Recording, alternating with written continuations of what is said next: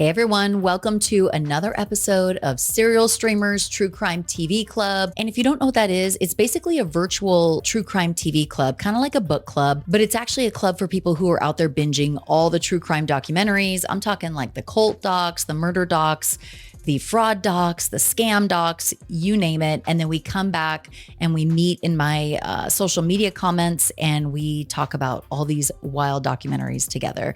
It's been really fun, to do this Serial Streamers True Crime TV Club because it's a bunch of like-minded people, and a lot of us don't have somebody in our lives who really wants to talk about all this true crime stuff with us. So that's where Serial Streamers comes in. If you want to join, it's easy. Just follow me on social media. I'm at Jamie on Air on Instagram, TikTok, and YouTube. And it's JAMI on air. And also another thing that other people are picking up on is that when I announce the watch assignment, the docuseries that we're going to watch together as part of the club, sometimes people don't have time to watch it. Maybe they don't want to watch it or just whatever reason. You don't really even have to watch these documentaries because I do a pretty good recap of them on the podcast episodes, which are on Murderish, the podcast. It's available anywhere podcasts are available. And I also upload a video version to my YouTube channel at Jamie on Air. So you can just kind of get like my Cliff's Notes version, if you will, of these documentaries, if you prefer to binge the content that way. Okay. So, and also, I guess sometimes it's nice for me to reintroduce myself. If you're just now listening to or watching my content, you don't know who the heck I am. My name's Jamie Rice. I am a full-time podcaster, content creator. I started my podcast Murderish 6 years ago, and that is where these Serial Streamers episodes live on the Murderish podcast feed. And we just recently started this True Crime TV Club. This was just a few months ago. And that's because, I was just looking for a like-minded community of people. I'm also a mom of 3 kids. 2 of them are adults and out of the house. Well, one just came back, which I'm actually excited for. And I also have a 10-year-old daughter who is still in the house with us. But I am counting down the days when I could literally jet off to the beach for a day of day drinking with my husband on a Tuesday if I want. It sounds awful, but I've been momming hard for 26 plus years. My oldest child is 26. My youngest is 10. And don't get me wrong, she's my bestie. Okay, I do want to offer a few trigger warnings before we get into this particular documentary because it's pretty dark. We're going to cover topics such as murder, sexual assault, and child abuse. So please heed my warning and take care before listening.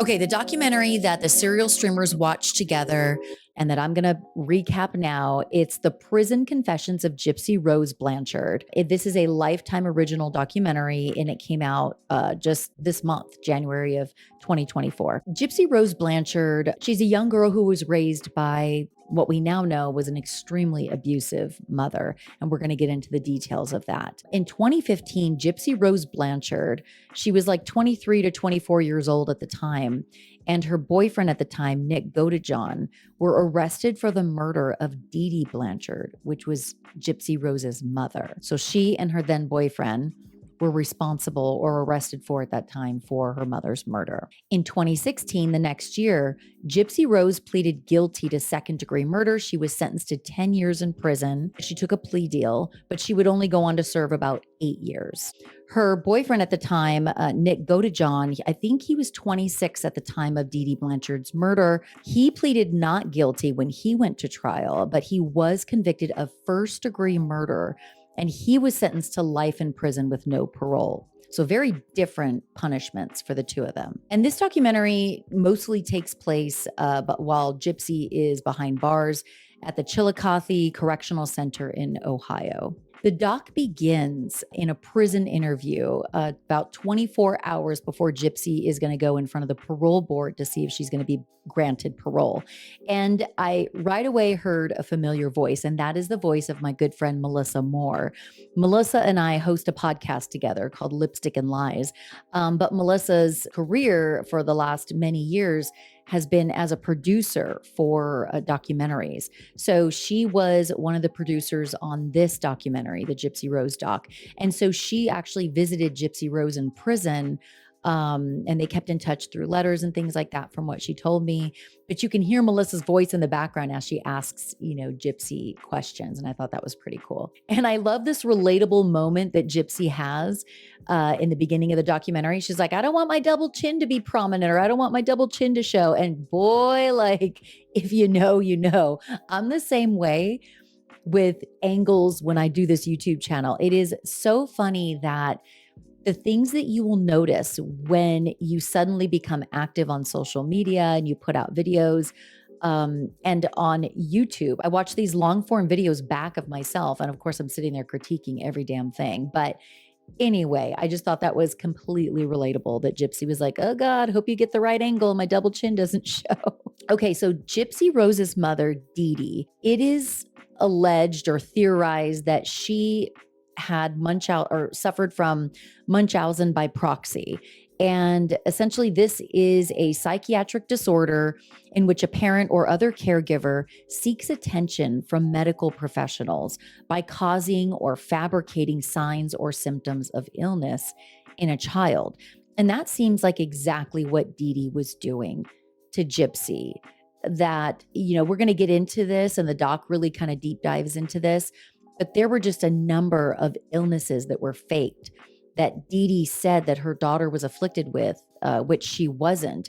And unfortunately, Gypsy would have to go through countless unnecessary, dangerous surgeries because of Dee Dee's tendency to fake illnesses in her daughter. It's a wild story, but obviously we're going to get into that. And one of the ways that Dee Dee did this to Gypsy is that, she forced her daughter to use a wheelchair. She told this lie that her daughter wasn't able to walk when Gypsy was in fact able to walk her entire life. She actually faked leukemia in Gypsy. Gypsy was never had leukemia, yet Dee Dee said she did. She said that her daughter had a seizure disorder, impaired hearing, multiple surgeries, like I said, that were unnecessary. And she actually shaved her daughter's head. She shaved Gypsy's head to make it look like she was going through chemo treatments from the leukemia. And Gypsy alleges that her mother not only put her through emotional abuse, but also physical abuse. And I completely believe her. She said her mother did things like hit her. She chained her to the bed for weeks. She withheld food. She faked illnesses and had her daughter go through all these surgeries. And we're going to get a little more into that. But it's just, if all these things are true, Dee Dee's a real piece of shit. And I get it. She's not here anymore.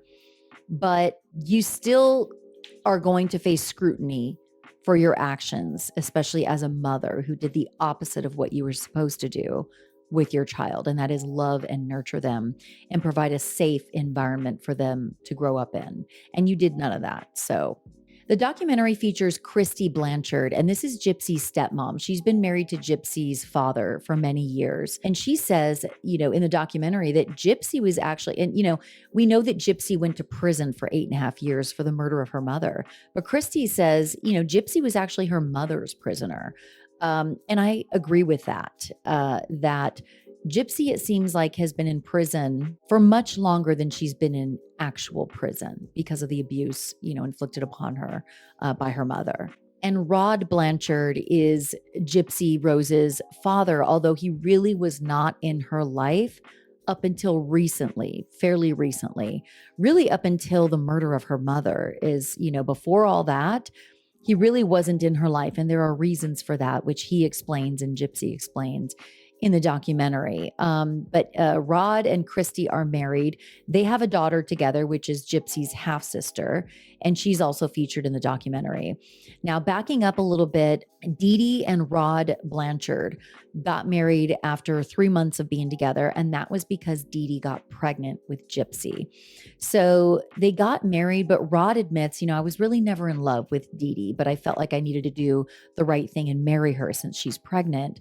And Rod was only 17 years old at the time.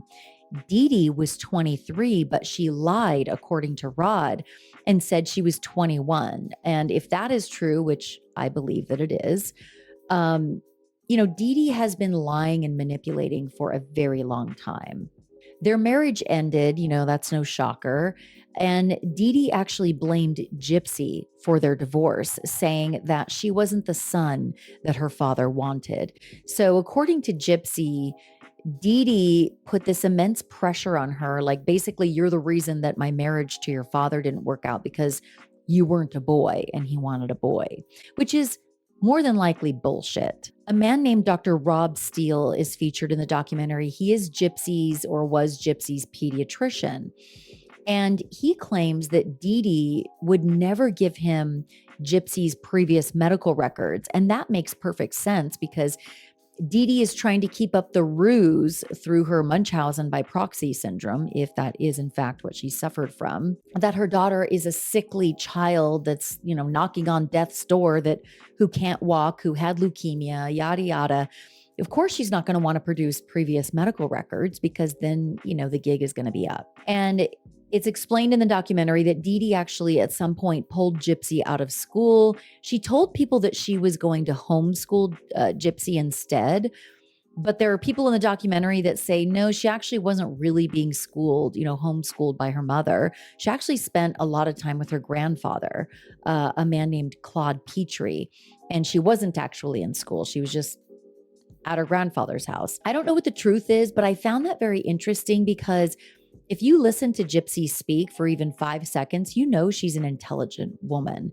And maybe that's just inherent in her. Maybe that's because she did get some education and it was enough for her to be such a well-spoken adult. But she is not stupid. I would argue just quite the opposite. She comes off as extremely well-spoken and intelligent. And I don't know why I was surprised by that. Like, I guess I was surprised by that given the sheltered life that she lived and hearing that she wasn't in school when she was supposed to be in school. Now, somebody in the documentary or the producers or somebody brings up the fact that maybe she's so well-spoken because her mom would coach her to basically say what she wanted her to say to media outlets and things like that. And so you see Gypsy in previous, news stories where she appears on camera and she's probably saying exactly what her mom rehearsed and told her to say. And so maybe she's been coached so many times on what to say in front of the media and in front of cameras, in front of large audiences. Maybe that's why she's so well-spoken. I don't really know. But I have to admit that I was somewhat surprised at how well-spoken she is. And Gypsy says, the documentary kind of bounces back and forth. And I also do that in my podcast episodes for Murderish, where they kind of take us to the present day where Gypsy's in prison talking about prison life or what she's going to do after prison. But then the next scene will be, something from Gypsy's past, and it'll go back to the murder investigation, let's say, that happened years prior. So I'm going to kind of do that a little bit in my recap. You'll hear me talk about present day Gypsy, but then I'll kind of go back to the murder investigation and things that happened in Gypsy's past. So just, it is what it is. And Gypsy says in prison that actually when she went to prison was one of the happiest days of her life.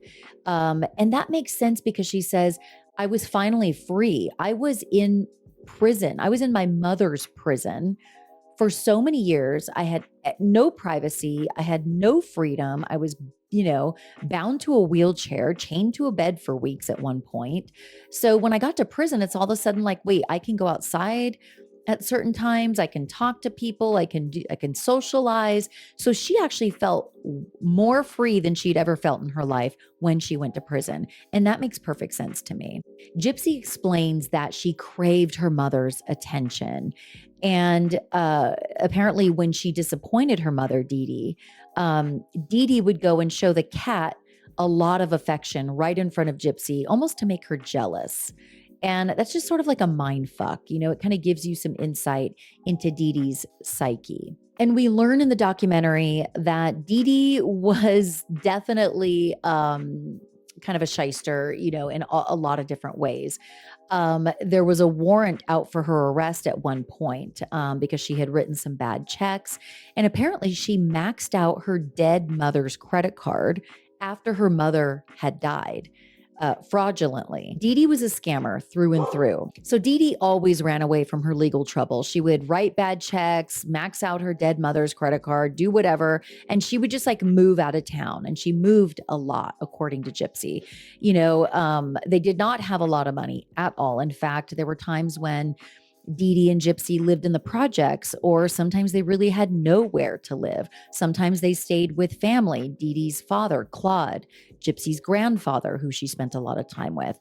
So they didn't have a lot of money, but Dee Dee would find a way to solve that, and we're going to get into that. Some of the family members who were interviewed, these are Gypsy's family members and Dee Dee's family members, they say they mostly didn't believe that Gypsy was as sick as Dee Dee let on, or sick at all. But they also kind of like got caught up in the haze and maybe believed for a while, okay, maybe she does have problems walking. Maybe she does have the seizure disorder. But they also questioned it in their own minds, but it doesn't seem like anybody outright went to Dee Dee and said, listen, bitch, like, you're lying.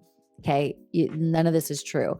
I don't think anybody did that. So at one point in the documentary, Gypsy accuses her grandfather, Claude, the one she spent so much time with, of sexually abusing her as a child, at a very young child. Now, Claude denies this, and they do ask him about it in the documentary, but it was very cringy. There's probably a stronger word, but I was very uncomfortable with Claude's response. So he denies sexually abusing Gypsy, although he doesn't strongly deny it. And again, everybody's different. So I don't know whether he did this or didn't. He denies it. So I just want to set the record straight. But Claude, what he says is no. In fact, it was Gypsy who would try to touch me when she was 4 years old. So he's putting it back on a 4-year-old child, saying, no, not only did I not abuse her in that way, she tried to do that to me. And he's talking about a 4-year-old child. So I just was really uncomfortable with this. If I'm saying whether I believe Gypsy or not, I am a woman who almost always believes women when it comes to sexual abuse. I believe Gypsy. I do. Now, can I prove anything one way or another? No, but I do believe Gypsy. It's her word against her grandfather. Again, for the record, he denies it. But if I'm choosing, yeah, I believe Gypsy. And Gypsy alleges that her mother, Dee Dee, put Roundup, I think this is like a weed killer, in her father's second wife's food, so that she could attempt to poison her and maybe kill her. Apparently, Dee Dee hated her after her mother died. Claude, her father, remarried, and apparently Dee Dee hated her father's second wife, so much so that Gypsy says she put Roundup in her food. And I guess Laura May was her name, Claude's wife. She died after that. Now, the documentary tells us that somebody on the documentary says that Laura May died slow and painful, but they didn't elaborate on that. So I don't know if it had something to do with the alleged Roundup that Dee Dee was putting in her food, or if it was completely unrelated. They didn't really specify that. Okay, a little bit about Dee Dee Blanchard. Her legal name at birth was Claudine Petrie, but she goes by Dee Dee. She was born in 1967 near the Gold Coast in Louisiana. Dee Dee was apparently her mother's favorite, and she was just her little princess, as the family would put it. And apparently Dee Dee had a heart murmur, and this caused her mother to not allow Dee Dee to go out and play with all, like normal with all the other kids. And maybe this is where Dee Dee learned to inflict that kind of life on her own daughter, Gypsy, but then obviously, times a million. Maybe she learned that behavior of withholding her child from doing normal activities with other children and living like a normal childhood. What is normal, right? Let's face it. But we all can, I think, admit that the life that Gypsy lived was anything but typical. And it seems like Dee Dee wanted to keep Gypsy as young as possible for as long as possible, because that would continue to allow her to keep controlling and manipulating her daughter. So for example, she would lie to Gypsy and say, oh, you're 12 years old, when in reality, Gypsy was like 17 or 16 years old. And Gypsy doesn't know. She's probably never seen her birth certificate. And also Dee Dee, put whiteout or something on the birth certificate at one point and showed Gypsy. And Gypsy's like, okay, I guess I'm the age that my mom says I am. And Dee Dee would lie to other people about Gypsy's age as well. She always tried to put on a front that her daughter was this young, weak, and meager, knocking on death's door child. At one point, Dee Dee had Gypsy's salivary glands removed. It was a bogus procedure that she didn't need because Dee Dee went to the medical professionals and said, my daughter has X medical issue. And somehow, without any real proof, they go and take out her salivary glands. And this caused severe tooth loss in Gypsy, so much so that today, as a grown adult who's 30-ish years old, Gypsy has 16 teeth. Most adults have anywhere from 28 to 32 teeth, depending on whether you've had your wisdom teeth pulled out. So, these things that her mother had her go through medically have had a lasting impact on Gypsy and her overall health as an adult. At one point, Gypsy admits that she began taking her mother's Vicodin, and she was in a lot of pain, and rightfully so. She's going through all these bullshit procedures that her mom's putting her through. And she said she was in a lot of pain. So she took these pills and she ends up getting addicted. In prison, she continues that path of addiction. And Gypsy says that she becomes addicted to Suboxone, which apparently is a medication that helps to treat pill addiction. Correct me if I'm wrong, but something like that. But she does become addicted to that while she's in prison. Now, like I said earlier, Dee Dee Blanchard was a big freaking scammy McScammerson, and she would constantly apply for grants and perks from nonprofit organizations such as Habitat for Humanity.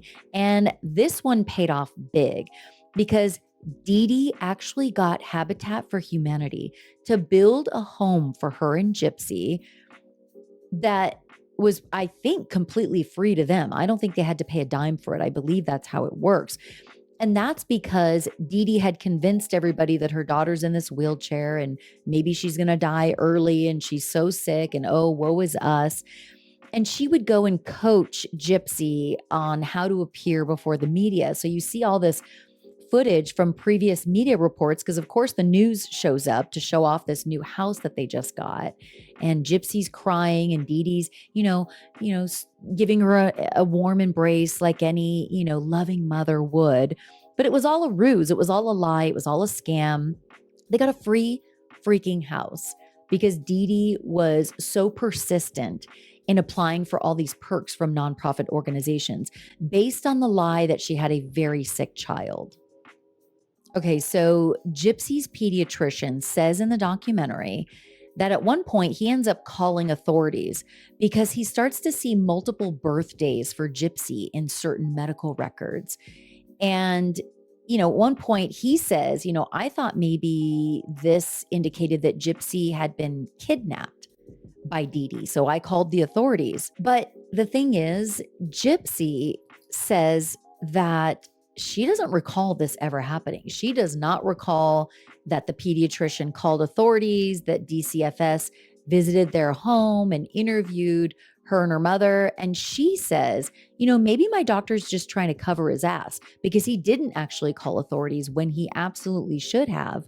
But maybe this makes him look like less of an incompetent, authority figure, because doctors, I think, do have a duty, kind of like teachers, to alert authorities if something is going on that they think is abusive or unsafe for a child. So he's saying that's what he did. Gypsy's saying, yeah, I don't think so.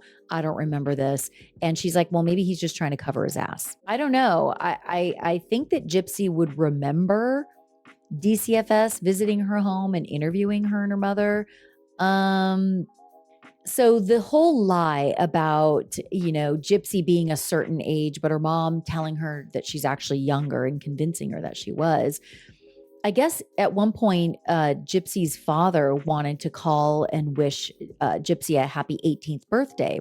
And Dee Dee said, no, don't do that. Because then, basically she doesn't know how old she is. So the mom is like, no, she thinks she's 14. I don't think she came right out and told Gypsy's father that, hey, I'm lying to Gypsy about her own age. but she was able to convince him not to call and wish his own daughter a happy 18th birthday because at the time, Gypsy believed she was 14. So when Gypsy was younger, the Lymphoma and Leukemia Society, because again, Dee Dee said that she had leukemia, which she didn't, they gifted Gypsy a laptop. And this is where things kind of go awry, okay? Because this laptop allows Gypsy to start talking to people online in secret, of course, because Dee Dee would have none of it. Dee Dee wouldn't allow Gypsy to socialize with people, go online, have her own Facebook account, none of that, because she needed to control every aspect of her daughter's life. But Gypsy starts doing this in secret with this gifted laptop. And Gypsy says in 2011, her mother, Dee Dee, took her to a sci-fi convention and she meets a guy named Dan. And afterward, apparently, Dan finds Gypsy's secret Facebook profile. And that's when the two of them start to connect online and have conversations. Gypsy does admit that these conversations become sexual in nature. Gypsy was 19 at the time this was going down, but she didn't know it. She told Dan she was 15. So for all Dan knew, Gypsy was 15. However, Dan was 36 years old at the time. So big age difference between the two of them. And essentially, Dan becomes Gypsy's boyfriend. This is kind of when Gypsy and Dan start to make a plan at some point for Gypsy to run away from home and be with Dan and finally gain her freedom. But if you think about it, if Gypsy left, Dee Dee would lose her financial support because at that time, I believe that she was getting Social Security checks for her sick child. So if Gypsy leaves, Dee Dee is going to be cut off. So Dee Dee's going to do whatever it is possible to keep her daughter in that house under her care for as long as possible. But Gypsy meets Dan. They start making an escape plan, essentially. And Gypsy ends up stealing cash from her mother. She grabs a blonde wig to disguise herself. She writes a letter to her mom and says something like, look, it's time for me to spread my wings and fly. I'm out of here. So she writes a letter, leaves it on the door, and Gypsy bails and she runs away to go be with Dan. Gypsy says she hitchhiked to Dan's friend's house in the middle of the night because I guess Dan wasn't an independent dude. He lived with a friend, even though he was 36 at the time. And Gypsy hitchhiked. Like that was already, she's so lucky that she survived that. She's this innocent young girl or young woman who is wearing a blonde wig and like, hey, take me to my boyfriend's friend's house. Like, I can't even imagine how scary that must have been, but she did it. And obviously it shows her desperation to get out from under her mother's control and abuse. But surprise, she meets Dan. She gets to his friend's house and Dan's on parole and he's not allowed to leave the state. And this is a huge downer for Gypsy because Gypsy's like, I'm looking for an independent man who we can go live on our own, who has a car, who has a job, who can kind of like help take care of me maybe while I get back on my feet. But Dan was none of that. But Dee Dee ends up finding Gypsy. She actually arrives at Dan's friend's house at some point, not long after Gypsy left home. And she arrives at like 8 a.m. and Dee Dee tells Gypsy, she gets Gypsy to come out of the house. And Dee Dee tells Gypsy, look, if you come back, I'll let you see Dan, which of course was bullshit. And Gypsy ends up giving in. She goes home with her mom. And that was a big mistake because she basically, when she got home, her mother, Dee Dee, smashed her computer, smashed her cell phone. She bound Gypsy to the bed for 2 weeks, according to Gypsy. And I believe her. And she was attached to her mother by a dog leash so that Dee Dee could see everywhere that she was going in the house, even though she was bound to the bed. And, you know, Dee Dee at this point knows she's losing control of Gypsy and she's going to teach her a lesson. And that's exactly what she did. Gypsy says that her mother during this time would withhold food from her as a form of punishment. Yet she would eat right in front of her, almost to torture her. And this is the point at which Gypsy says her mother began physically abusing her. Gypsy also says that her mother at one point, right after she comes back from Dan's friend's house, that her mother put a voodoo hex on her. Apparently, she says her mother took some of Gypsy's menstrual blood, a cow tongue, a picture of Dan and Gypsy together, puts it all in a mason jar, and buries it in the backyard, and essentially puts a voodoo hex on her daughter and says, "You will never be happy. Like, you will never find love. You will never be happy." And almost like this hex was so that her daughter could never be happy. That's what the hex purpose was. And there's an expert who's interviewed in the documentary that says that Gypsy essentially seems like she had Stockholm syndrome, where the victim develops a bond with their captor. And I think this is absolutely true based on what I know of Stockholm syndrome. Gypsy did have a deep bond with her mother, despite the abuse, despite the torture, the withholding food, the malnutrition at certain times, the unnecessary surgeries. She did have a bond with her mother, her captor. And then the documentary bounces back to Gypsy in prison and talks about the fact that Gypsy a while back got engaged to a man named Ken while she was in prison. But Ken ends up breaking it off with her and absolutely breaks her heart. And at that point, Gypsy's like, "I believe my mother's hex, her curse worked. Maybe I never will be happy." And Gypsy says in the prison interview that she actually weighed the pros and cons numerous times of, just waiting till her mom died naturally in order for her to be free and live the life she wanted to live. Or she weighed out the pros and cons of actually doing something about it sooner, so that she could live the life that she wanted to live before it was too late. Because what would have happened if Dee Dee lived? Would Gypsy have just stayed there until her mother died, of natural causes, whenever that would be, and then Gypsy never gets to live the life she wants to live? She talks about kind of weighing the pros and cons of both of these scenarios. And we all know she ended up taking the latter choice, which was to do something about it much sooner than her mom would have died naturally. And of course, Dee Dee presents herself as the mother of the year, yet she's handcuffing her child to the bed for weeks at a time. And this makes so much sense. When you are a manipulator and abuser, you're going to do everything you can to present as a loving mother of your child, as just a pillar of the community. And that's what Dee Dee did, yet she was just horrifically abusing her daughter for many, many, many years inside that dark, creepy hoarder house that she lived in for free. An expert comes on the documentary and says that he believes Dee Dee's likely a psychopath with no empathy. And that's probably true based on what we all know today about her. Because how can you do the things she did and continue to do them when you're somebody who has empathy? I mean, even the little, and this isn't little, I can't diminish what she did, but even just compared to some of the really awful things she did to her daughter, even just like eating a sandwich in front of her when your daughter's sitting there starving, chained to a bed, that is psychopathic. If that's not psychopathic, I don't know what is. At some point, Gypsy plans to run away again because she is just desperate to get out of this house and from under her mother's control. But I guess her mom sees her backpack, the backpack she packed to get out of the house, and she confronts Gypsy. And they get into an argument. I guess there's a gun nearby, and Gypsy says that she grabs the gun.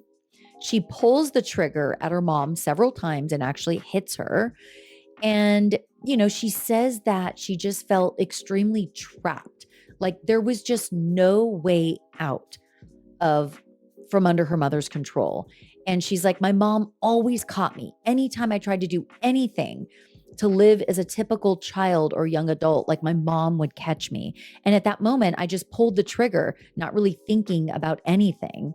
And she realizes afterward that the gun was actually a BB gun. So although the bullets did hit Dee Dee, she felt relieved because it didn't kill her mom or didn't even come close to killing Dee Dee. She said she felt relieved because she wasn't trying to kill her mom. And apparently Dee Dee told people that she was robbed by a person with a BB gun at Walmart of all places. And because she didn't want people to know that it was actually her own daughter who tried to shoot her with a BB gun. There was an expert that comes on to the documentary, and I thought this was very insightful and interesting. They said something like, the world was colluding with Dee Dee, and Gypsy felt absolutely no way out of this. The world was on her mom's side. And if you feel like that, you might go to extreme lengths to get out from just what seems like a situation where there is no way out.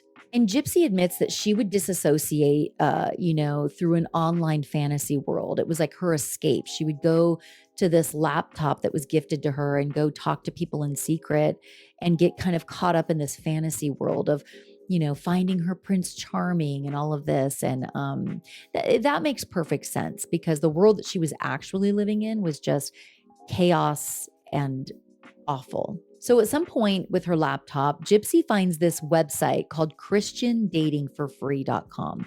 It's a dating website. And that's where Gypsy meets a man named Nick Godejohn.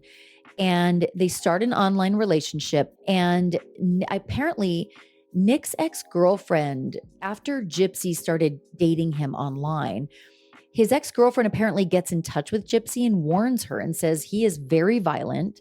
Nick's controlling. He's violent. You need to be careful. But Gypsy says she ignored these messages because she, wanted his companionship. We find out later that Nick had a fairly low IQ. I believe his IQ was reported to be 82. The average of people of average intelligence is somewhere between 90 and 109. And that will come into play later. So they show all these messages between Gypsy and Nick in the documentary. And in one message, Nick tells Gypsy that he's her twin flame soulmate. And I'm thinking, what in the fucking escaping flames is this? Like, escaping twin flames. Like, not the twin flame, buddy. I mean, geez, if Gypsy would have only known about escaping twin flames, maybe she would have run away from nasty Nick, but she didn't. And anyway, I just was like, okay, I guess twin flames was a thing before we all thought it was a thing. Gypsy tells us in the documentary that Nick would make her repeat a certain phrase after they were done with all communication. So she would have to say, and she read it off like that. Like she said it off with no script.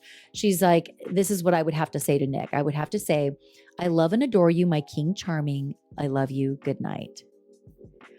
Exactly. Like Alexis, my assistant, is like vomiting right now as she hears that. And I am too. It's like, no. He was very controlling of her if he's making her say these things. And again, I believe Gypsy that he was making her say that after every communication. Gypsy also finds out at some point that Nick has a BDSM fetish.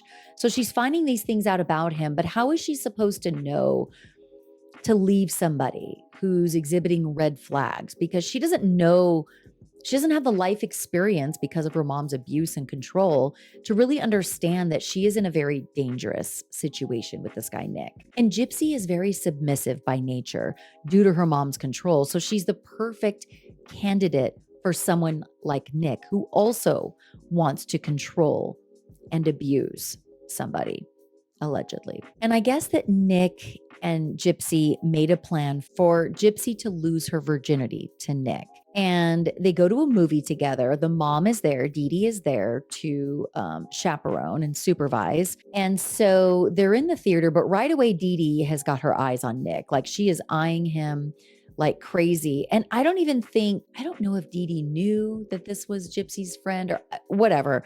Basically, it's very clear that Dee Dee does not like Nick, and Gypsy ends up telling Nick that later. But while they're at the movie, they make this plan to go to the bathroom or meet in the bathroom together. So according to Gypsy, her and Nick meet in the bathroom and they try to have sex, but Nick couldn't get an erection. And Gypsy just says this, the whole experience felt weird. It felt shameful. It was nothing like what I thought it was going to be. And after the movie is over, Gypsy goes home. She gets online, contacts Nick, and she's like, yeah, my mom doesn't like you. And basically, they make plans for Gypsy to get out from under her mom's control. And basically, some of the plans they came up with were, well, what if, Nick, what if I get Gypsy pregnant? Basically like that, then we would have to be together and your mom would have to let you live with me because now you're pregnant with my baby. But ultimately, their plot to get Gypsy out from under her mom's control basically escalates to a plot for murder. They are plotting to murder Dee Dee because that is the way that they see for Gypsy to get out. At some point, Dee Dee was able to get Gypsy deemed mentally challenged and basically unfit to care for herself. And again, this just adds to Gypsy feeling completely trapped by her mother because if she did run away, law enforcement would just bring her right back to her mom because she's mentally challenged and unfit to care for herself, according to her mother. So Gypsy is just absolutely desperate to get out from her mother's control, her mother's abuse, and she admits that she came up with the murder plot to kill her mother. Gypsy also tells us about an alternate personality that Nick had. Apparently, it was a 500-year-old vampire named Victor. And basically, Victor or Nick tells Gypsy that Victor would in fact kill her mother for her. At that point, Gypsy says that Nick suggested that she start researching ways to murder someone. So Gypsy looks up poison, a gun, fire, maybe just light her on fire. Ultimately, they decide on a knife to be the murder weapon. So Gypsy steals a knife from Walmart. Now, Gypsy says that Nick told her, okay, this is really dark. So trigger warning, it involves sexual assault. Gypsy says that Nick told her before they murdered Dee Dee that he wanted to rape Dee Dee as Gypsy watched. And right after this, Gypsy says in her prison interview, and I was a little frightened of that. It's like, no shit. I mean, I'm not poking fun. It just was kind of like, she's like, and I was a little frightened of that. Yes, that is very frightening. If that is true, and Nick said that, that is a holy shit moment. That is very, very, very dark and disturbing. Gypsy says that Nick told her about fantasies that Victor had, his alternate personality. She says that Victor would have liked that if he and Gypsy had a daughter, Victor would apparently take their daughter's virginity on her 13th birthday. Again, totally disgusting. And I don't even know where to go with that. So I'm going to move on. Now, after that conversation, that very disturbing conversation that Gypsy had with Nick, apparently she says she dumped him, but they got back together soon after. Then on June 9th of 2015, Nick messages Gypsy, on my way. This is when the murder plot the wheels are in motion. That day, Gypsy says she watched a movie with her mom, knowing what was going to happen to her later. And Gypsy apparently says she told her mom that night, I love you, Mom. And apparently Dee Dee looked at her and said, what's that for? I'm not dead yet. And it's just so ironic, right? She had no idea that her daughter was planning to have her killed that night. Gypsy says she goes into her mom's room that evening. She hugs her mom's pillow. She smells her scent. And Gypsy is crying while she says this. And she's just crying, knowing what's about to happen, but yet she doesn't stop it. She lets it continue. Then Gypsy gets another message from Nick and it says, I'm in Springfield, baby, with an exclamation point. And basically it's like, okay, it's time for this to all go down. Gypsy responds and says something like, okay, she's sleeping very lightly. So at some point that evening, Nick arrives at Gypsy's home. He enters the house and Gypsy says that he looks at her and the first thing he says is, that bitch is dead. And he orders Gypsy to go to the bathroom, which she said she does. Gypsy covers her ears and then she can hear screaming. And at one point she hears her mom scream, Gypsy, help me. And Gypsy says she, to this day, cannot get that out of her head. And she probably will never get that cry for help out of her head because this is her mother being stabbed to death while she's in the bathroom listening. And she's crying out to her daughter for help. And Gypsy doesn't help her. Gypsy says there's more screaming. She's covering her ears. And then she hears one sharp scream and then silence. And apparently that's when her mother passed away. Now, Gypsy, again, this is going to get dark, so trigger warning for what I'm about to talk about. Gypsy says that after the murder, Nick orders her to help him clean up, and then Nick orders her to the bedroom, and basically says, because you didn't let me rape your mother, I'm going to rape you. And Gypsy says that he does, in fact, rape her. She said she yelled stop at one point. He didn't stop. And she says that he choked her at one point to the point where she passed out momentarily. And when she came back to, she called out for her mother, I guess, during the rape while Nick was assaulting her. And again, that's ironic because Gypsy says that she called out for her, just instinctively while she's being assaulted by Nick. She's calling out for her mother to help her now, but her mother's already dead. Gypsy says that she was high on pain medications when all of this went down. She says that after Nick murdered her mother and they cleaned up a little bit, they fled the scene and they went to a hotel. They were supposed to flee to Wisconsin either that night or the next day. But there were issues with Gypsy's bus ticket. So they had to stay in the hotel 2 extra days. And there's like security footage of them at the, I don't know if it's like a train station or what, transportation. Oh, bus. It was a bus station. It shows the two of them right after killing, Dee Dee, trying to get bus tickets to Wisconsin. All right. So then at some point they get on a bus, they go to Wisconsin. Gypsy has $5,000 in cash in her pocket, which she stole from her mother's safe. And they arrive at Nick's parents' home. And so I guess apparently at this point, Nick is living with his mother or mother and father. They get to his house and basically, Nick tells his mom, oh, Gypsy was kicked out of the house. And the mom, according to Gypsy, seemed fine with that this random girl or Nick's new girlfriend is going to stay with them. And Gypsy says that Nick controlled her just like her mom did. It was a shock to her that this was no fantasy with Nick. She thought that this is going to be my Prince Charming. He's going to take care of me. He's going to, do all the things that my mom never did for me. And here he is controlling what she wore, what she ate, everything she did while she's living with him at his parents' house. And this is when Gypsy starts to feel a lot of regret and remorse for what they had done to her mother. At this point, Gypsy says, I wanted my mom to be found. I'm sitting there imagining her dead body in our home, and she's just there alone, and nobody has discovered her body yet. So Gypsy does something very shocking. And I still am just like, that's the route you chose? Like, it's weird. Gypsy goes on her and her mom's shared Facebook profile, and she posts, that bitch is dead, with an exclamation point. She says she used that terminology because that's exactly what Nick said to her when he entered the home before he murdered her mother. So she wrote, that bitch is dead. And her excuse for writing such a jarring post on a public profile was that she just thought, like, this is going to get people's attention. They're going to do something if they see this.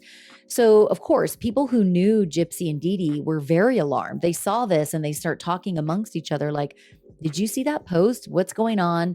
And they think at first that Gypsy and Dee Dee's Facebook profile had been hacked. Surely this was not Dee Dee or Gypsy who posted this, right?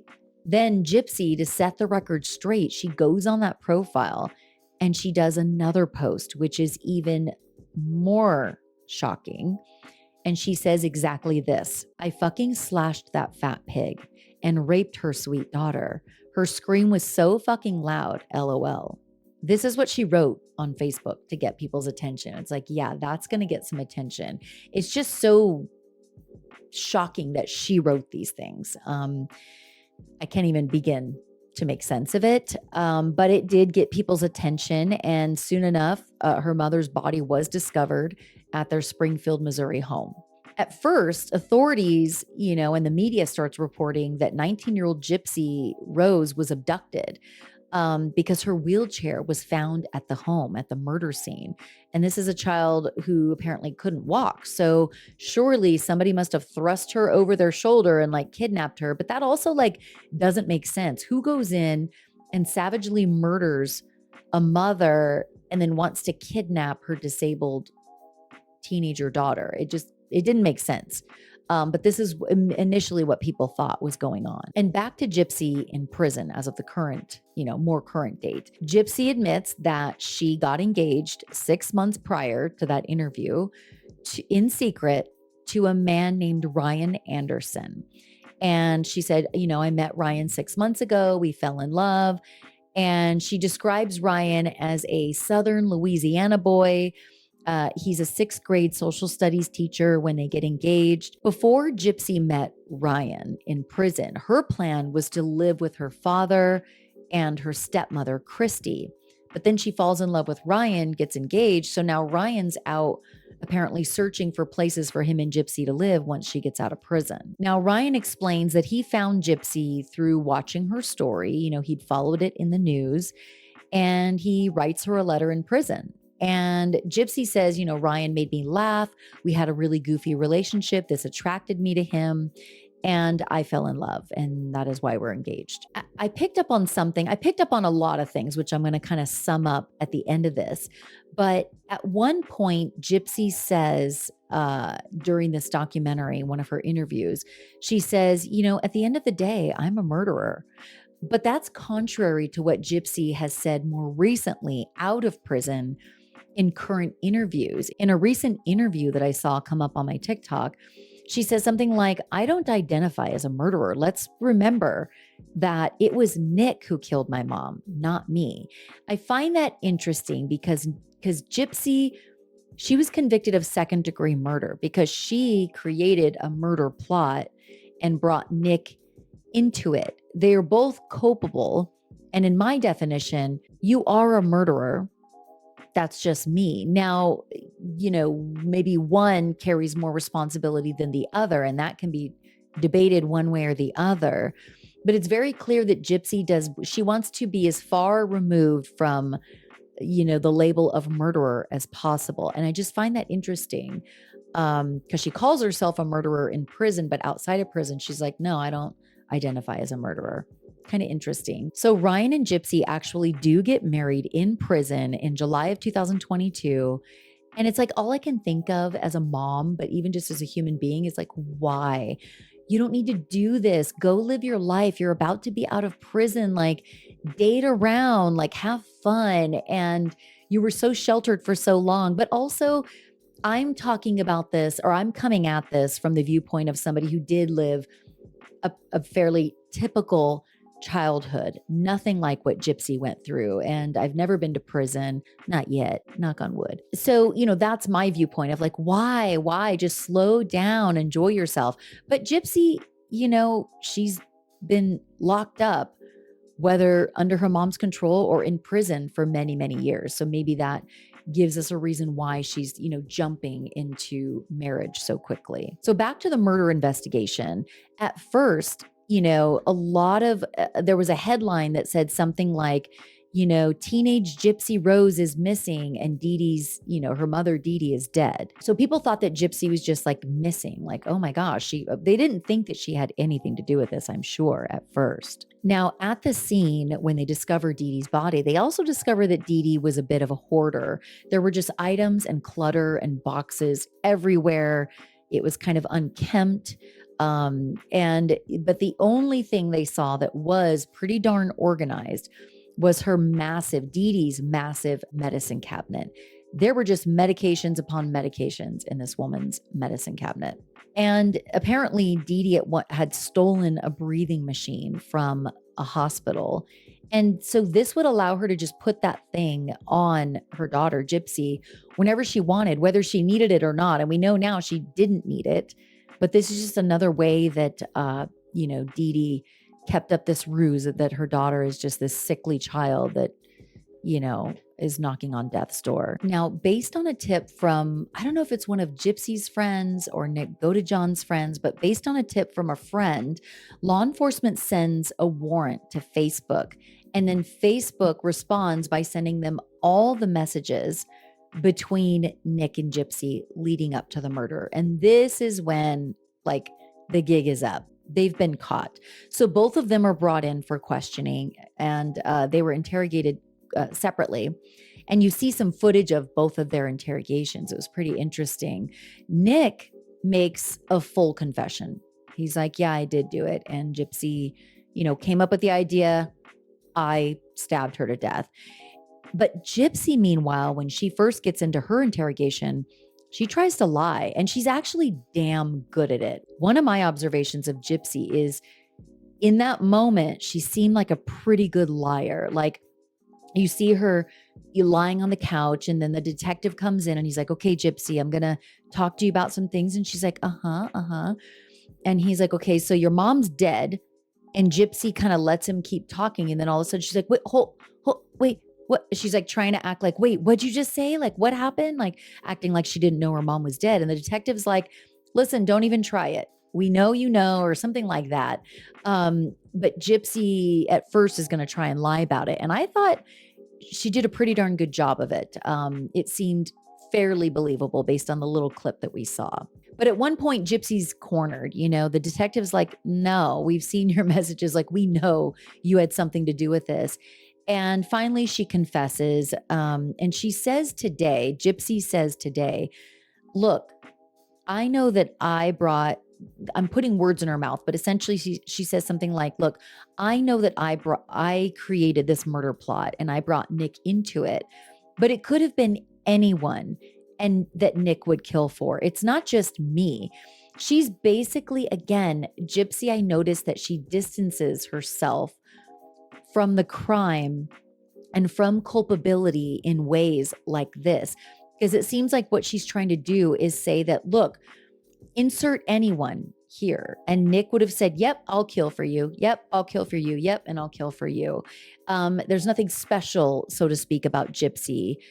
So the culpability is mostly on him. That's the way I read what she was trying to say. And basically, Gypsy just presented the first and best opportunity for him to live out his fantasy of murdering somebody, or Victor, his alternate personality.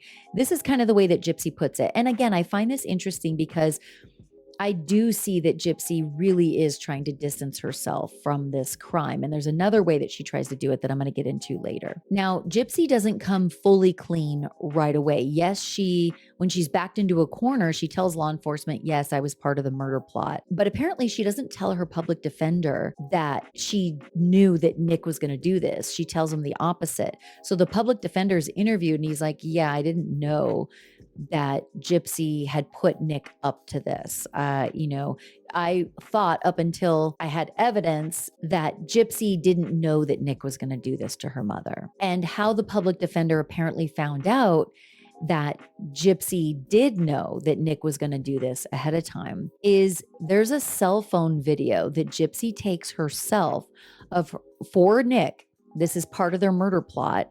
And she does this video of her mother's bedroom. Specifically, she puts the camera on her mother's bed. And then you see Gypsy's hand coming into frame, making a stabbing motion. She's pointing to the bed like, hey, this is where my mom's going to be sleeping and you need to stab her. So it is just like so obvious that Gypsy knew exactly what Nick was going to do.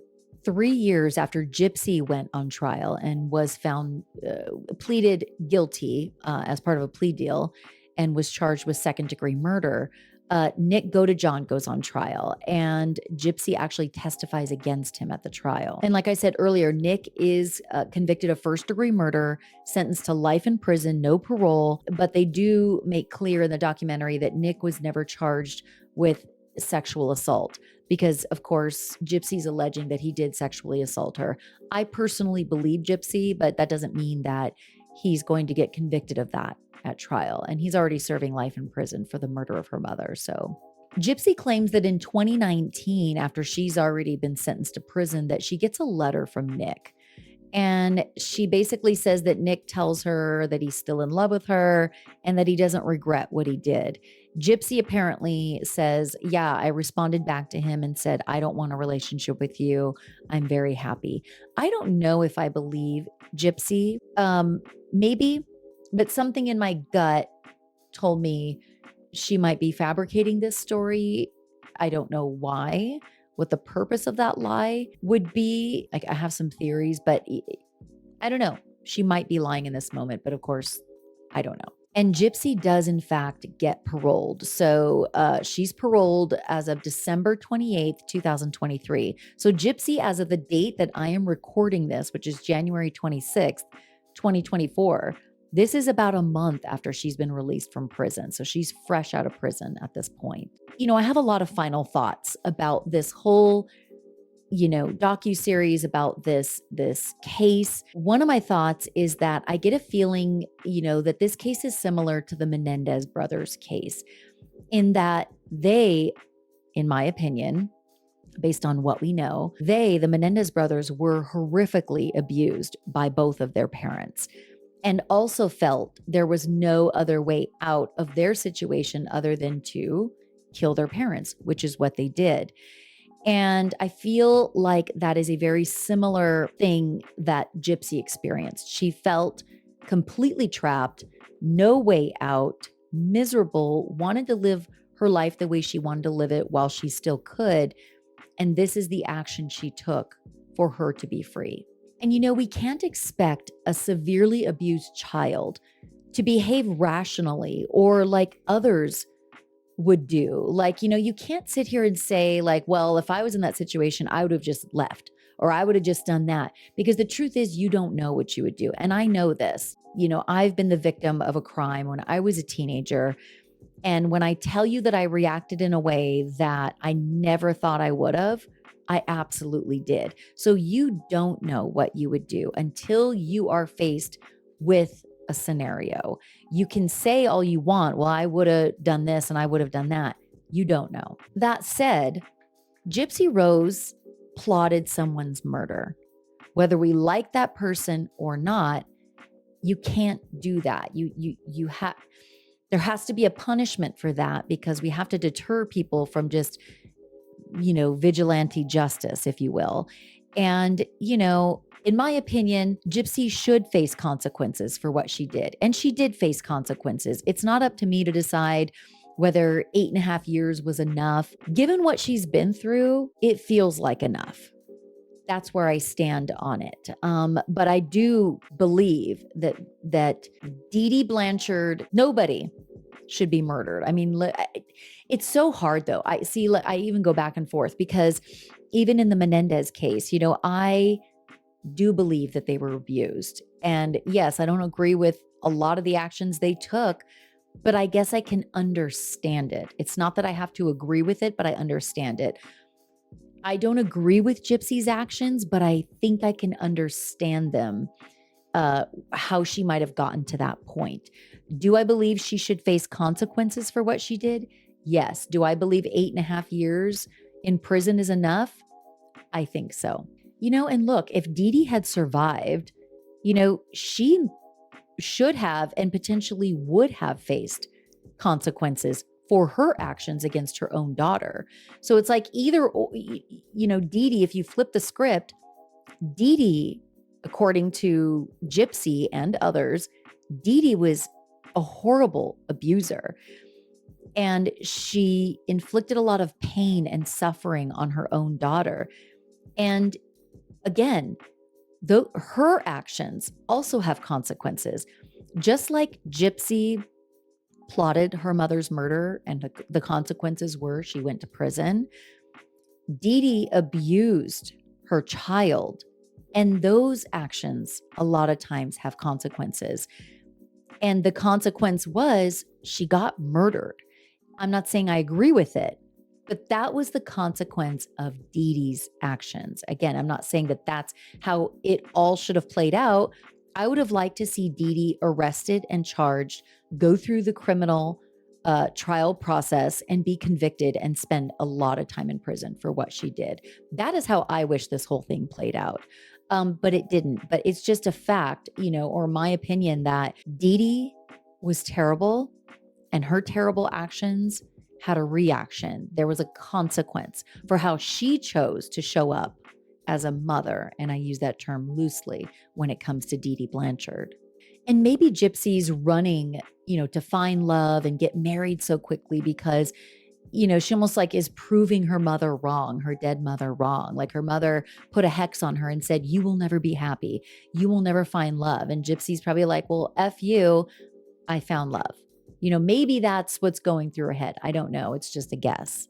And, you know, I, if Gypsy were my daughter, I would be adamantly against her getting married. Now, that doesn't mean I could stop it or would stand in the way of her getting married, but I would advise her not to. And I would say, just wait, get out of prison, get grounded, have some life experience, and then make that what is supposed to be a lifelong decision. Um, and also, I don't know much about Ryan. Is he in it? Is he in it with Gypsy for the money, for the fame, like, or the potential money? She doesn't have any money now, I don't think. Maybe she got paid for this documentary, but she's got a lot of potential to make money off of her story. And maybe he's thinking that, and maybe he sees dollar signs. Maybe he is actually in love with Gypsy. She's a beautiful girl. She's very intelligent. She's very funny. And so it's not to say that somebody wouldn't fall in love with her. I can see that. I just don't know enough about him. I certainly hope that he has Gypsy's best interests at heart, because she is somebody who definitely needs nurturing, and for somebody to be an advocate for her and be in her corner. Now, going back to my thoughts of, I just know I pick up on little things, and it doesn't mean I'm right or whatever, but it's my opinion that Gypsy definitely wants to get as far away from this murderer label, as far away from culpability in this crime as possible. And she does that in a number of ways that I addressed earlier. But another way that she does it is when she's being interviewed, she often refers to what happened to me. She doesn't say, yes, because of what I did, da da da da da. She says, because of what happened to me, da da da da da.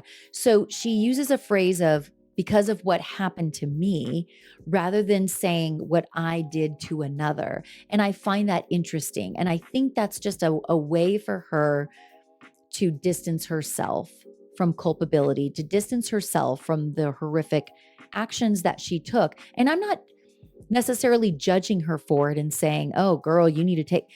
I think Gypsy's been through a lot, but I'm just giving you my observations that it seems like she is trying to distance herself from it. And I mean, who wouldn't want to distance themselves from helping to murder their own mother?